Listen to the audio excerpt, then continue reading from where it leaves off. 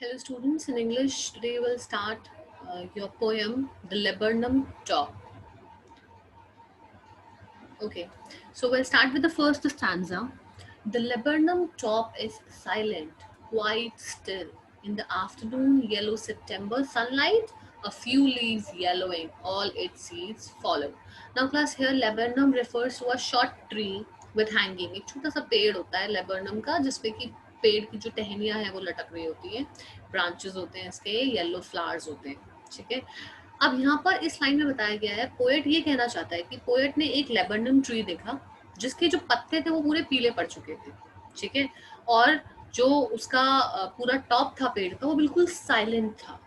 अभी यहाँ पर सितंबर मंथ चल रहा है और डे टाइम चल रहा है। सितंबर मंथ के दिन के समय वो पूरा का पूरा पेड़ जो था बिल्कुल शांत नजर आ रहा था, कोई भी आवाज नहीं थी, क्योंकि ये ऑटम सीजन था। तो सारे के सारे जो पत्ते थे वो झड़ रहे थे वहां पे से, और पत्तों के झड़ने की वजह से वो जो ट्री था वो बिल्कुल एकदम शांत नजर आ रहा था।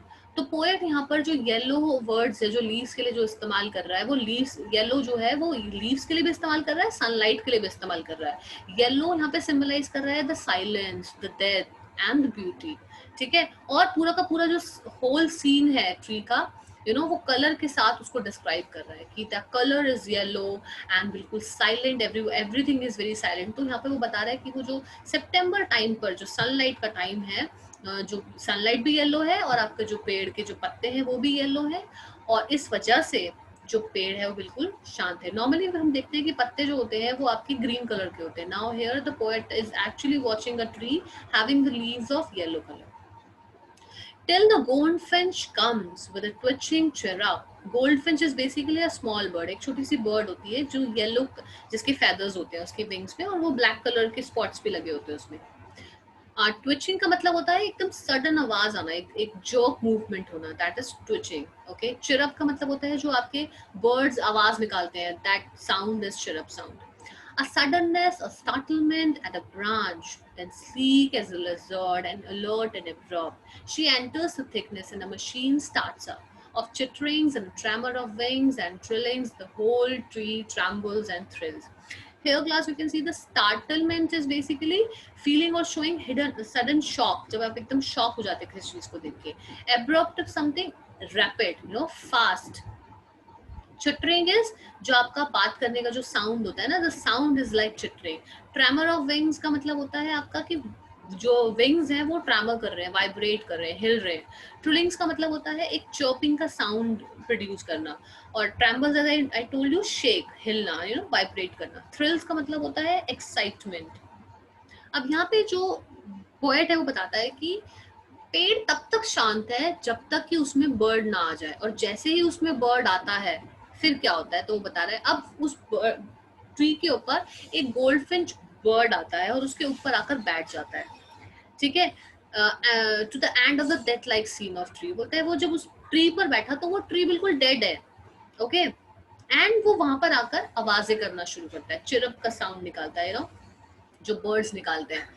और जैसे ही वो बर्ड आवाज निकालता है तो वो बर्ड बहुत ही फास्ट है, बहुत रैपिड है, बहुत अलर्ट है, और इतना अलर्ट है एक लिजर्ड के जैसे। जैसे लिजर्ड होता है ना, जब वो कहीं बैठता है तो लिजर्ड जहाँ पे आसपास देखता है क्या हो रहा है, तो वैसे वो बर्ड भी लिजर्ड की तरह बहुत अलर्ट है, आसपास देख रहा है। ब्रांच पे तो बैठ गया ट्री की, लेकिन चारों तरफ देख रहा है वो, और आवाजें कर रहा है, मूवमेंट कर रहा है, ठीक है। And she move thickness of the branch, her younger one started chirping and doing vibration with wings, ठीक है। और जैसे जैसे वो मूव कर रहा है, अब जैसे जैसे वो मूव कर रहा है उस पेड़ के और अंदर जा रहा है वो, तो वो क्या देखता है कि वहां पर उस पेड़ के अंदर उसके यंगर वंस, जो उसके बच्चे हैं छोटे छोटे, वो भी आवाजें कर रहे हैं, वो भी वाइब्रेशन कर रहे हैं, उनकी जो विंग्स हैं वो भी वाइब्रेशन कर रहे हैं। ऐसा लग रहा है कि मशीन कोई आवाज कर रही होती है। अब देखो, बर्ड के आने की वजह से, बर्ड के बच्चों के आने की वजह से जो आवाजें आ रही है, इससे ट्री जो है वो थोड़ा थोड़ा शेक हो रहा है, थोड़ा थोड़ा थ्रिल हो रहा है, क्योंकि उसमें भी एक्साइटमेंट आ रही है अब, ठीक है। अभी तो वो बिल्कुल डेथ टाइप्स था, बिल्कुल एकदम साइलेंट था, लेकिन बर्ड के आने की वजह से क्या हुआ, उसमें भी जान आ गई, अब वो भी उसमें लाइफ जो है वो नजर आ रही है। तो यहाँ पर पोएट ने दो सिनेरियो बताए हैं। ओके, एक बताया है जहाँ पे कि जो ट्री है वो बिल्कुल डेथ हो चुकी है उसकी और बिल्कुल शांत है, लेकिन दूसरा बताया उसने बर्ड के आने से, कि बर्ड के आने से ही लाइफ आ गई, बर्ड के आने से जो बच्चे हैं बर्ड और बर्ड के बच्चे वो जो है जब वहां पे आके शेल्टर में रहते हैं तो दे स्टार्टेड गिविंग व्हाट, कि उनको जो है लाइफ मिल जाती है वहां पे आने की, एक एक एक लाइफ वो उसमें आके पेड़ में दे देते हैं। नेक्स्ट स्टैंजा देखेंगे। It is the engine of a family, she strokes it full then flirts out to a branch and showing her bare face identity mask. Now class 4 flirts out मतलब होता है लीड ऑन टू, आगे की तरफ बढ़ना। Stroke का मतलब होता है आपका to add fuel to the engine, जब इंजन में हम कुछ फ्यूल देते हैं। बेयर्ड का मतलब होता है स्ट्रिपी। ओके, अब यहाँ पर बेयर्ड स्ट्रिपी मतलब एक स्ट्रिप्स हो रहे हैं उसके फेस के ऊपर, जैसे कि ब्लैक कलर के स्पॉट्स होते हैं, जैसे मैंने आपको बताया गोल्ड फिंच में होते हैं। तो लेबेनम ट्री और जो गोल्ड फिन बर्ड है, ये एक्चुअल में दोनों के दोनों गोल्ड फिन बर्ड की फैमिली का इंजन है। ठीक है, जैसे कि उसके बच्चों को खाने के लिए चीजें चाहिए, तो गोल्ड फिंच बर्ड अपने बच्चों के लिए खाने के लिए सामान लेकर आती है, और वो जो ट्री है वो उनको रहने के लिए जगह देता है। तो वो दोनों के दोनों क्या है, उनकी फैमिली का इंजन है। ठीक है, वो दोनों ही दोनों जो है उनकी उनकी फैमिली को ग्रो करने में उनकी मदद कर रहे हैं। अब यहाँ पे बताया गया है कि जो गोल्ड फिंच बर्ड है वो एक्चुअल में दिखाई नहीं दे रही है वहां पे बर्ड ट्री के ऊपर। क्यों? क्योंकि ट्री की सारी जो लीव्स है वो येलो कलर के, और गोल्ड फिंच भी येलो कलर का बर्ड होता है। लेकिन जैसे ही वो पेड़ से थोड़ा बाहर की तरफ आती है तो वो स्पॉट हो जाती है, पता चल जाता है कि हाँ बर्ड बैठी है। क्यों? क्योंकि उसके फेस के ऊपर ब्लैक कलर के स्पॉट पड़े हुए हैं। वो जो डार्क कलर स्ट्रिप उसके फेस के ऊपर है, थोड़े थोड़े धब्बे जो ब्लैक कलर के हैं, उससे पता चल जाता है कि हाँ एक बर्ड जो है वहां पर बैठी हुई है। Otherwise nobody will gonna recognise that the bird is also there. सबको लग रहा है कि पेड़ ही है वहां पर। Then the eerie, delicate whistle chirrup whisperings. She launches away towards the infinite and the laburnum subsides to empty.